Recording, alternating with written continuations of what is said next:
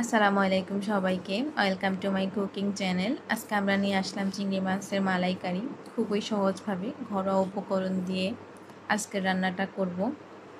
আপনারা কেউ স্কিপ করবেন না, সবাই শেষ পর্যন্ত দেখবেন।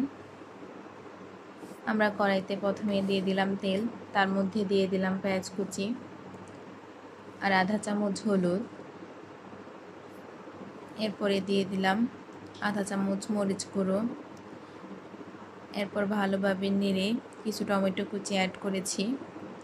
আপনারা চাইলেই টমেটো কেচাপ বা টমেটো সসও ব্যবহার করতে পারেন, এতে করে রান্নার টেস্ট আরও বেড়ে যাবে। এরপর মশলাটাকে কষিয়ে নিলাম। দেখতেই পাচ্ছেন মশলার উপরে তেল চলে এসেছে, তার মানে কষানোটা পারফেক্ট হয়েছে। এরপরে আমি এর মধ্যে গরম পানি অ্যাড করেছি।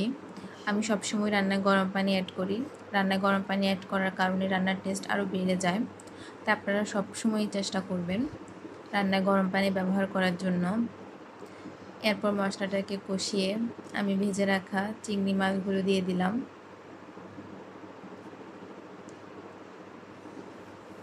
চিংড়ি মাছটাকে এবার মশলার সাথে ভালোভাবে কষিয়ে নেব।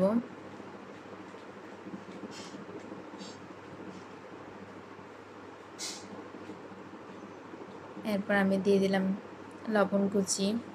লবণ কুচিটা আমি এর আগেও অ্যাড করেছি, তাই এখন একটু অল্প অ্যাড করেছি। আপনারা পরিমাণ মতো লবণ কুচি অ্যাড করে নেবেন আর স্বাদ অনুযায়ী ঝাল বাড়িয়ে দিতে পারেন, যে যেমন খেতে পারেন। আমার বাসায় বাচ্চা থাকার কারণে ঝালটা কমই দিয়েছি।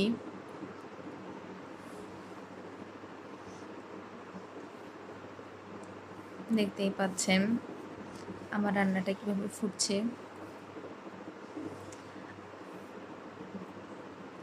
এরপর আমি আরও খানিকটা তেল অ্যাড করে দিয়েছি। তেলটা কম হয়েছিল, তাই আরও খানিকটা তেল অ্যাড করে দিলাম। এরপর দিয়ে দিলাম একটা ফাটিয়ে রাখা ডিম। আপনারা চেষ্টা করবেন ডিমটা দেওয়ার জন্য। ডিমটা দিলে রান্নার টেস্ট আরও বেড়ে যায়, অনেক মজা লাগে। আমার বাসায় যখন এই রান্নাটা করি সবাই খুব পছন্দ করে। ভাতটা আমার একটু বাড়িয়ে রান্না করা লাগে যেদিন আমি এই রান্নাটা করি।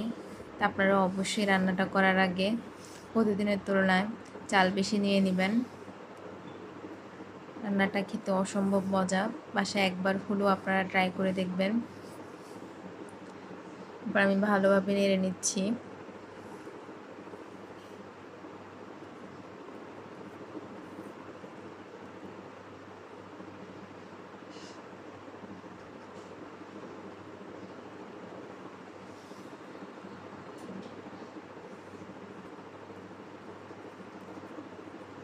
চুলার আঁচটা মিডিয়াম ফ্লেমে রাখবেন।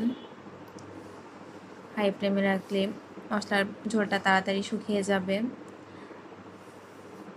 আর মাছের ভিতরে মশলা ঢুকবে না, মজাও লাগবে না। তাই আপনারা চুলাটাকে মাঝারি ফ্লেমে রাখবেন আর ঝোলটা যাতে মাখামাখি হওয়া পর্যন্ত অপেক্ষা করবেন। এর মধ্যে আমি দিয়ে দিলাম গোলমরিচ গুঁড়ো, দিয়ে দিলাম আধা চামচ পরিমাণ জিরে গুঁড়ো,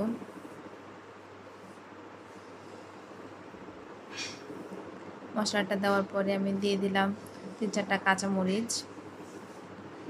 কাঁচামরিচগুলো আমি গোটায় রেখেছি। কাঁচামরিচটা দিয়ে আমি উঠিয়ে ফেলেছি। এটা হচ্ছে আমার রান্নার ফাইনাল রূপ।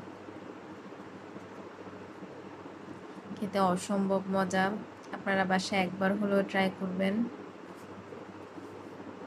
আজকে এই পর্যন্তই। সবাই ভালো থাকবেন। আল্লাহ হাফেজ।